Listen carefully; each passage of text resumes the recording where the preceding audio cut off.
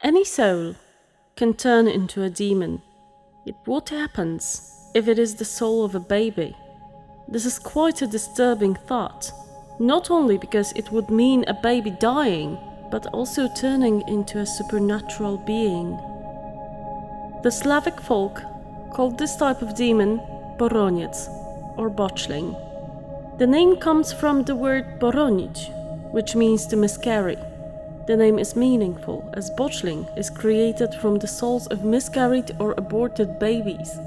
Souls of stillborn babies or babies killed by their mothers soon after being born, or those which were not buried properly, could turn into boroniec. Although they may seem small and helpless, they are one of the most dangerous demons in the Slavic mythology. It is the unfulfilled potential for life that makes them especially powerful. They are very aggressive towards humans. Some of the Slavic tribes, like the inhabitants of contemporary Russia, believed that an unchristianed baby may turn into Kikimora, which in their beliefs is the equivalent of botchling in the beliefs of the Poles.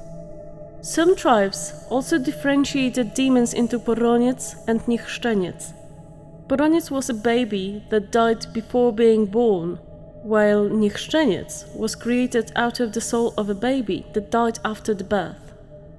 In both cases, we deal with very powerful, vicious demons who are aggressively inclined towards humans. It was believed that Botchling is driven by anger because he never got a chance to enjoy life. Deceased babies were buried wherever. There was no place for them in graveyards, as they were not socially accepted as human beings. They were usually buried in isolated places to prevent anyone finding the corpses. Therefore, the spirits often showed in places away from the main routes.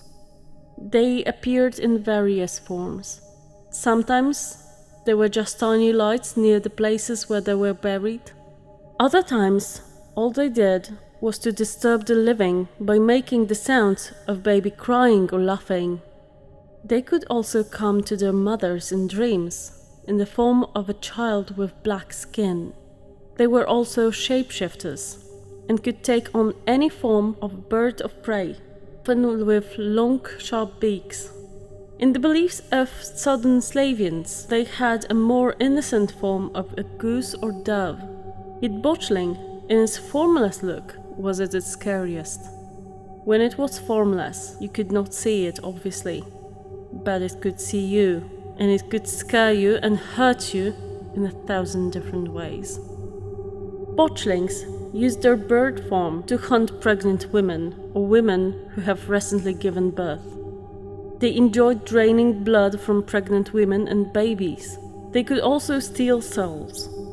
Their tortures were mindless evil, done just because they could. They are powerful creatures with minds of babies, fixated on torturing to avenge their unlived life. If they saw something they liked, they reached for it, paying no attention to the suffering of victims. Humans fought them with fire and smoke. People also put bits of iron into cribs of babies, or poured salt over babies. Fire and salt were seen as having cleansing powers. Yet some botchlings did not want to harm people. They took on a bird form and cawed, asking to be named. In such case, saying the words "I name you" had the power to turn the botchling into a human soul and set it free to enjoy eternity on the green fields of Navia.